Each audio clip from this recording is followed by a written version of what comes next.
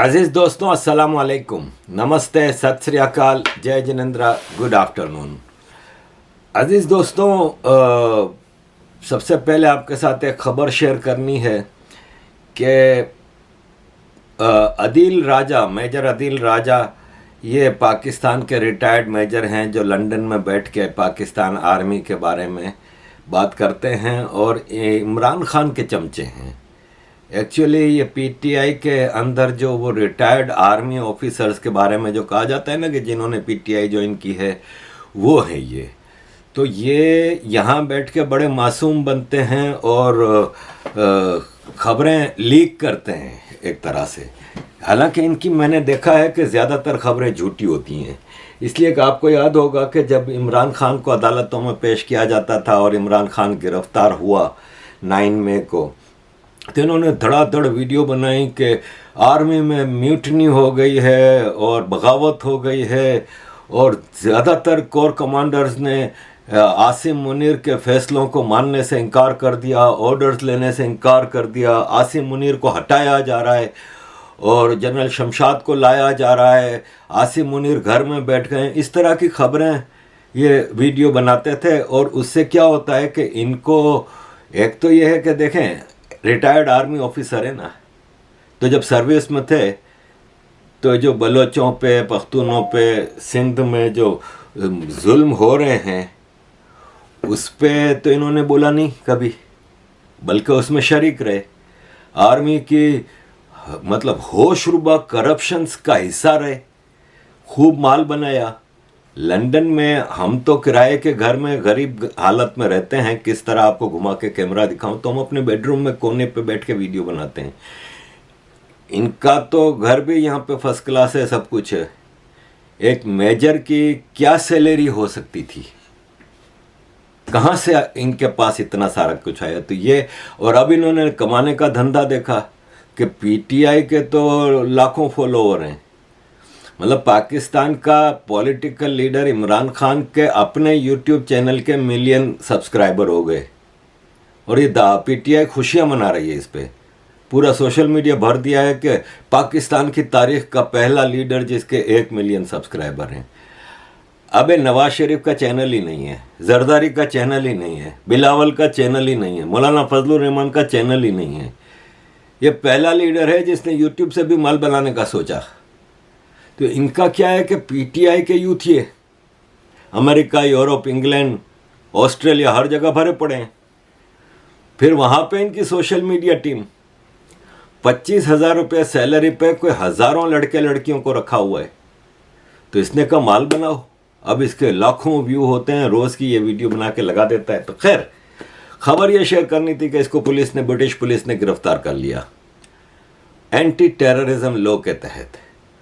और इनको इसलिए गिरफ्तार किया कि पाकिस्तान की गवर्नमेंट ने ब्रिटिश सरकार से शिकायत की कि ये पाकिस्तान में टेररिज्म को हवा दे रहा है और इसलिए आप इसको गिरफ्तार करें। अब मसला ये है कि इसने तो अभी तक सिर्फ बातें ही की हैं। वहाँ पे खालिस्तानियों ने इंडियन हाई कमीशन पे हमले किए हैं, धमकियों भरे वीडियोस निकाली हैं, बाकायदा मरने मारने की। इंडियन सरकार ने बाकायदा शिकायतें की,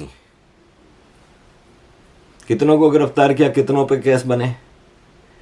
आपको नजर आ जाता है इन्हीं चीजों से कि किस तरह ब्रिटिश अमेरिकन सरकारें पाकिस्तान को अपने लाडले बच्चे की तरह ट्रीट करते हैं और इंडिया को सोतेले बच्चे की तरह ट्रीट करते हैं।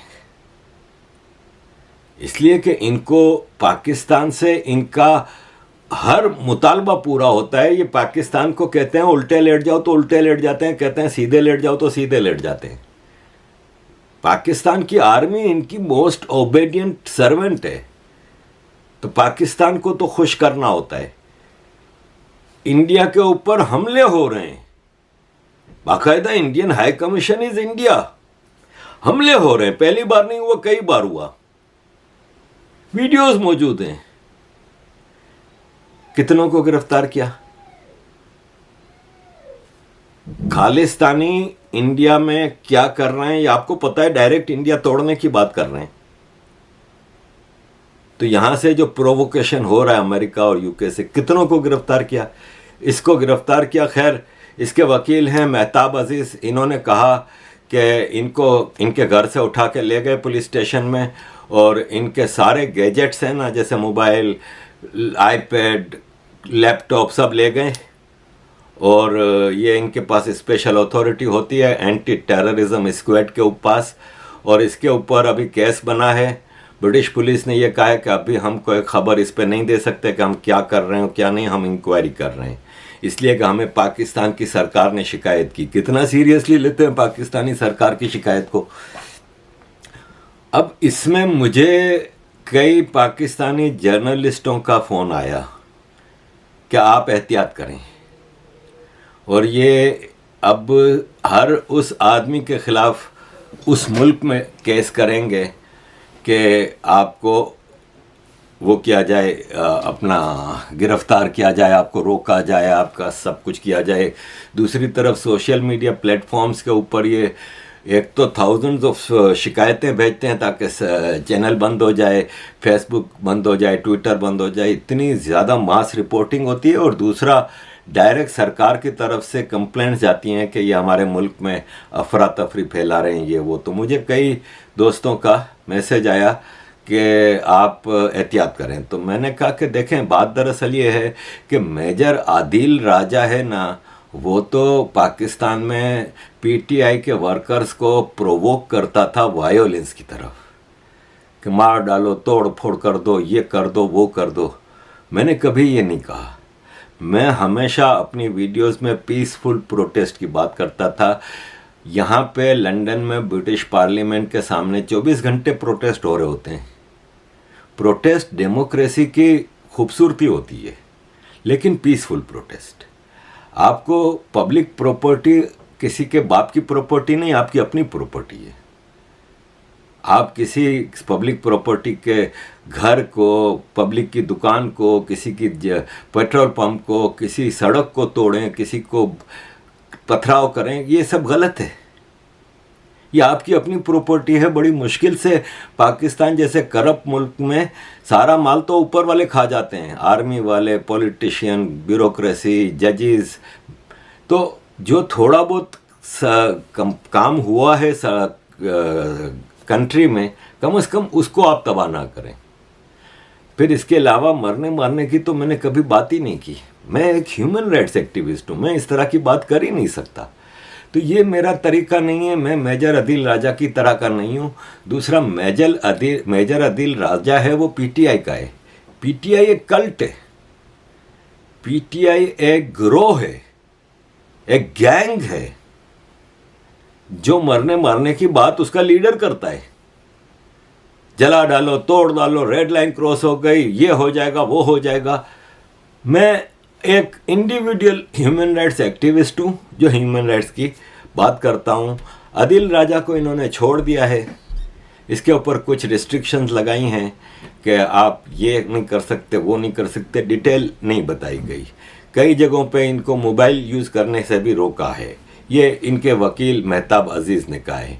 मेजर आदिल राजा ने छूटने के बाद एक ट्वीट की है कि गिरफ्तारी, मेरे बारे में कुछ अफवाहें हैं, लेकिन मैं ठीक हूँ, अल्हम्दुलिल्लाह मैं ठीक हूँ, और मैं अपनी आवाज़ उठाऊंगा फैशिज्म के ख़िलाफ़, डेमोक्रेसी इन पाकिस्तान के ख़िलाफ़। खुद आर्मी में अभी कुछ बहुत ही रिसेंट में आर्मी से रिटायर हुए, तब तक इनको डेमोक्रेसी पाकिस्तान में याद नहीं आई।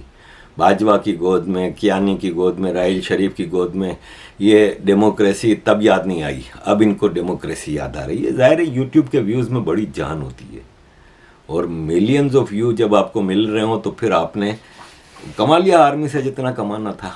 और एक पॉसिबिलिटी रखी है कि इमरान खान कल को वापस पावर में आ जाए।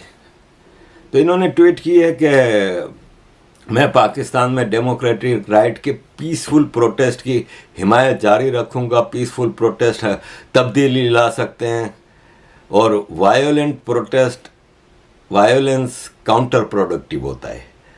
तो मैं आगे देखता हूँ वगैरह वगैरह। तो अब इनको ये पीसफुल प्रोटेस्ट याद आ रहा है, वायोलेंस इनको ख़राब लग रहा है। तो अजीज़ दोस्तों, ये आपको पता ही है कि पाकिस्तान एक थियोक्रेसी है, एक स्ट्रैटोक्रेसी है, जहाँ पे आर्मी किसी को बोलने तक नहीं देती। हम तो खुल के कह रहे हैं कि बलूचिस्तान में पाकिस्तान आर्मी जेनोसाइड कर रही है। हम तो खुल के कह रहे हैं कि पश्तूनों का जेनोसाइड हो रहा है।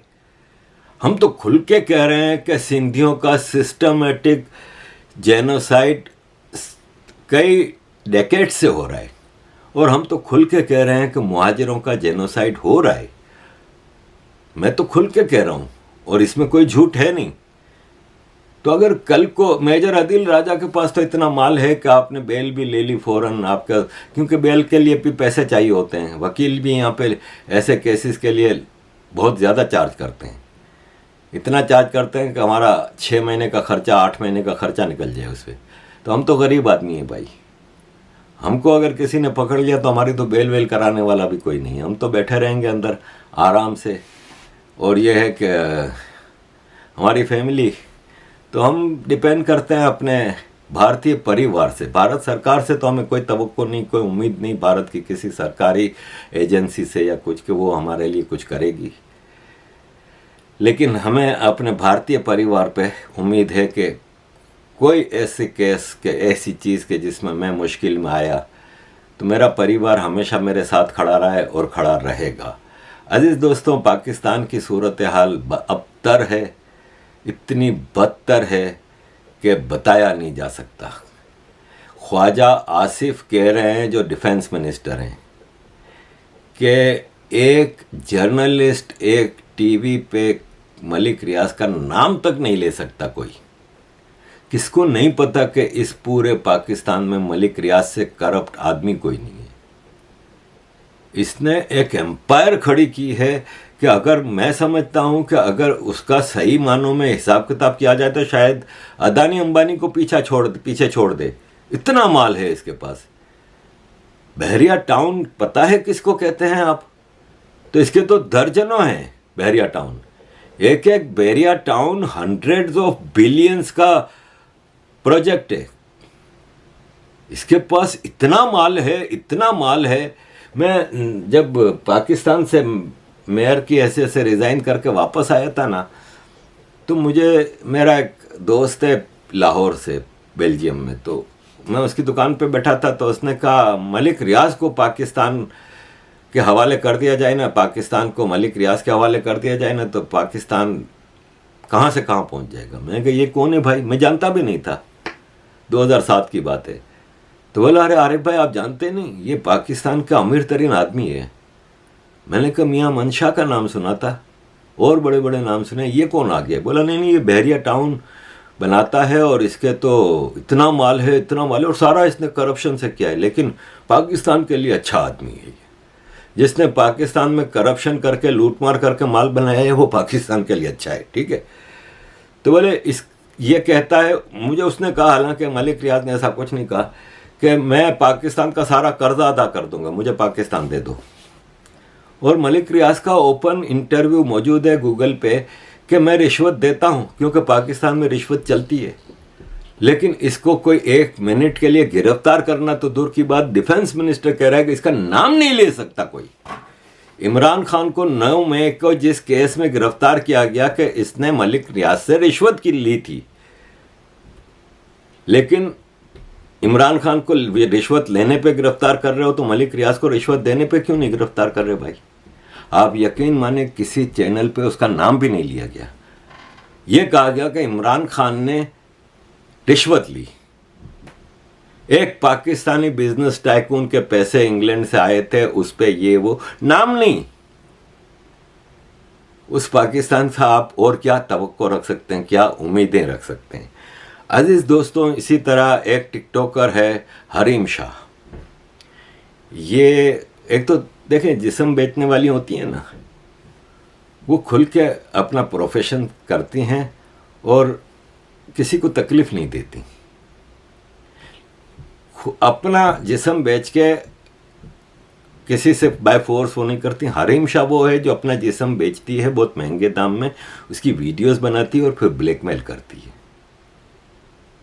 और फिर उन बड़े बड़े लोगों के साथ जो ताल्लुकात बनाती है, उनकी वीडियोस पे उनको ब्लैकमेल भी करती है। और अपनी टिकटॉक वीडियोस, जैसे शाह महमूद कुरैशी जब फॉरेन मिनिस्टर था तो उसकी कुर्सी पे बैठ के वीडियोस बनाई थी। शेख रशीद के बेडरूम में तो कहाँ कहाँ इसने नहीं बनाई। और ये आज तक ब्लैकमेल कर रही है लोगों को। मौलाना फजलुर रहमान, मैं तुम्हारी वीडियो निकाल रही हूँ, मुझे मजबूर नहीं करो, मैं तुम्हारी वीडियो निकाल रही हूँ। बाहर बैठी है।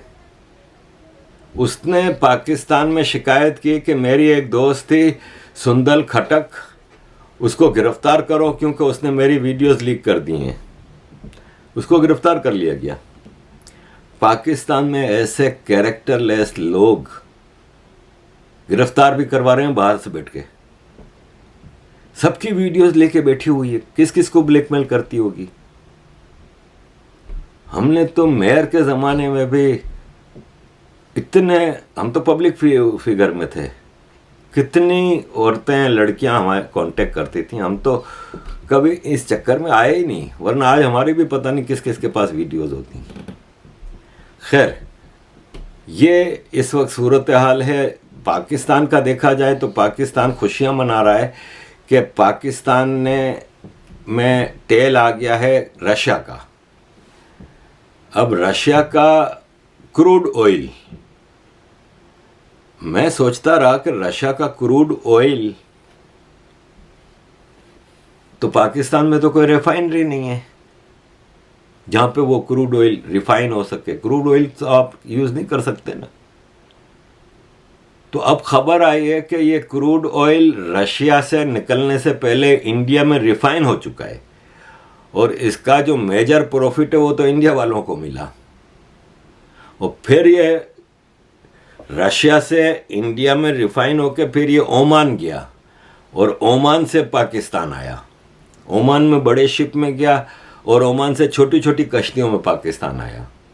ये सस्ता तेल कैसे होगा, मुझे ये कोई समझा दे। और दूसरा, इसके बारे में ये कहा जा रहा है कि अब हमने आज़रबाईजान से या पता नहीं कौन से सेंट्रल एशियन से गैस की डील की है और अब पाकिस्तान में खुशियाँ ही खुशियाँ होंगी। लेकिन भाई, पाकिस्तान में खुशियाँ कैसे आ सकती हैं, समझ में एक बात नहीं आती कि एक दुनिया में पेट्रोल की कितनी बड़ी कंपनी है शेल पाकिस्तान में, शेल पाकिस्तान लिमिटेड नाम से एक कंपनी है, उसकी शेयर होल्डर है। जो शेल इंटरनेशनल है वो पाकिस्तान में कंपनी है, शेल पाकिस्तान लिमिटेड उसकी शेयर होल्डर है। तो शेल इंटरनेशनल ने पाकिस्तान स्टॉक एक्सचेंज को लिखा है कि हम अपने शेयर्स बेच रहे हैं, शेल पाकिस्तान के शेयर्स जो हैं वो बेच रहे हैं। क्यों? कि हमें एक्सपेक्ट कर रहे थे कि पेट्रोल की प्राइसेस इतनी बढ़ी हैं, पेट्रोल की खपत बहुत ज़्यादा हो गई है, तो हमारा प्रॉफिट 4.4 बिलियन रुपया होगा। उल्टा हमें 7 करोड़ का नुकसान हो गया। तो हम इस मुल्क में कैसे कारोबार कर सकते हैं जहां दुनिया में किसी भी कंट्री में पेट्रोल कंपनी को लॉस में नहीं देखा जा रहा। दुनिया भर की पेट्रोल कंपनियां दबा के नोट छाप रही हैं, लेकिन ये कैसा देश है कि यहाँ पे पेट्रोल कंपनी भी लॉस में जा रही है।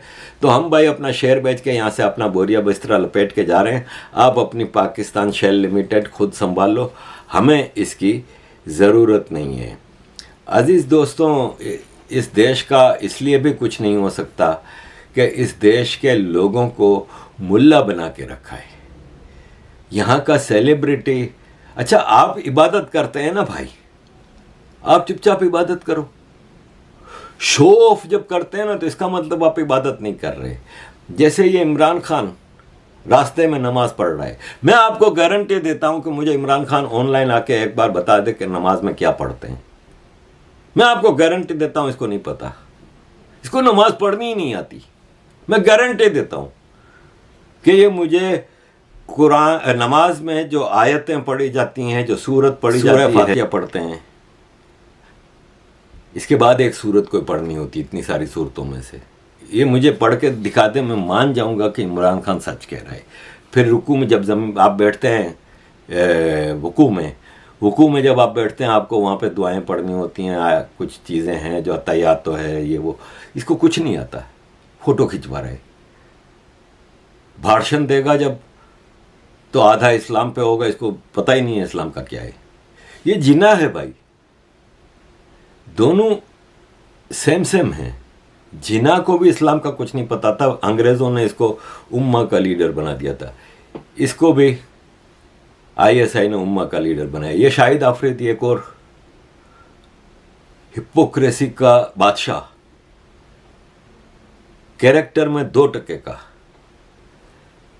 ये नमाज की फोटोज फिर वायरल करवाते हैं। ये रिजवान अभी अमेरिका में ग्राउंड में नमाज पढ़ रहा होता है मैच के दौरान। ये दिखावा नहीं तो क्या है? ऐसी कोई इस्लाम में रुकावट नहीं कि इस वक्त नमाज का टाइम है, इसी वक्त आपने पढ़नी है, कोई रुकावट नहीं है। लेकिन ये दिखावे, ये कौम को बनाया ऐसा है। और एंटी इंडिया दुश्मनी ये कूट कूट के अंदर भरा हुआ है कि इंडिया हमारा दुश्मन। लेकिन हालत क्या है? वॉर की स्टेट में हिंदुस्तान से भाई, they don't give a dam. वो उतना सॉफ्टवेयर बेच रहे हैं जितना आपका जीडीपी है। स्टेट ऑफ महाराष्ट्र का पूरा जो जीडीपी है पाकिस्तान से ज़्यादा है एक स्टेट का। उनका गोवा का जो टूरिज्म है आपके पूरे मुल्क का पिछले 10 साल में नहीं है, 1 साल का जो उनका है। तो आप अपने आप को एक ऐसा जायंट समझते हैं कि हम नहीं इनसे बात करेंगे। They don't give a dam man. अपने आप को एनालाइज तो करें कि आपका साइज़ क्या है इंटरनेशनली। $1 अरब IMF से नहीं मिल रहा तो आपकी स्टेट जो है ना वो स्टैंड स्टिल पे खड़ी हुई है। किम कार्डेशियन के पास ज़्यादा पैसा है देन बिल्कुल 24 करोड़ लोग। ऐसे it is so shameful, people don't even respect her intellectually. Even then she has more money. ये है, और तड़ियाँ इंडिया को लगा रहे हैं। इंडिया इनको घास भी नहीं डालता। खैर, शुमाली वज़ीरिस्तान में मीरान शाह के इलाके में सिक्योरिटी फोर्सेस और टीटीपी के दरमियान फायरिंग हुई। 3 पाकिस्तानी फौजी कुत्ते की मौत मारे गए, 4 जख्मी हुए। ये ISPR ने बताया है कि 9 और 10 जून की दरमियानी शब पाकिस्तानी फोर्सेस और टीटीपी के दरमियान मुकाबला हुआ। 3 पाकिस्तानी फौजी मारे गए। मरने वालों में सूबेदार असगर अली वगैरह वगैरह। ये इनकी हालत है, ये अपने क्रिएटेड टेररिस्टों के हाथों जलील व ख्वार हो रहे हैं, मर रहे हैं। अजीज़ दोस्तों, 8 पाकिस्तानी को ग्रीस में टेररिज्म के प्लॉट में गिरफ्तार किया गया है। मैं बार बार आपको कह रहा हूँ, कई सालों से कह रहा हूँ कि पूरी दुनिया में कहीं भी टेररिज्म हो ना, तो आप एक बार टेररिस्ट की दुम उठा के देखेंगे, उधर ठप्पा लगा हुआ होगा मेड इन पाकिस्तान। टेररिस्ट कहीं भी जाएगा, उसका कनेक्शन कहीं ना कहीं से आपको पाकिस्तान में मिल जाएगा। अजीज़ दोस्तों, ये सारी सूरत हाल है। मैं समझता हूँ वाइंड अप करने से पहले आखिरी खबर, जो तूफ़ान कराची, गुजरात और सिंध के साहिलों में, गुजरात में मुंबई की तरफ आने का चांस था, वो कराची से हट गया है। और ये पाकिस्तान का बहुत बड़ा लॉस है। आप हैरान होंगे कि तूफ़ान ना आने से कैसे लॉस है। इसलिए कि सिंध गवर्नमेंट, पाकिस्तान आर्मी की रेंजर्स सब तैयार बैठे थे कि इधर तूफ़ान आया, इधर हम चुपचाप तबाही होने देंगे, फिर पूरी दुनिया में निकल पड़ेंगे भीख मांगने। फिर दुनिया से माल आएगा, हमारी जेबें भर जाएंगी। ये आपको मैं हकीकत बता रहा हूँ कि federal government of Pakistan, provincial government of Sindh, army की उम्मीदों पे पानी फिर गया। तूफ़ान कराची से हट क्यों गया? कराची में तबाही क्यों नहीं आई? ये मैं आपको हकीकत बता रहा हूँ इन कमीने पाकिस्तानी रूलर्स की मेंटालिटी का। अजीज़ दोस्तों, ये सारी सूरत हाल है। काइंडली कीप सपोर्टिंग कि इन मुश्किल हालात में हम किस तरह आपके सामने चीज़ें इतनी बोल्डली कौन ला के रखता है, मुझे कोई बता दे। खुल के आपके सामने एक एक चीज़ में रखता हूँ. Keep supporting. Thank you.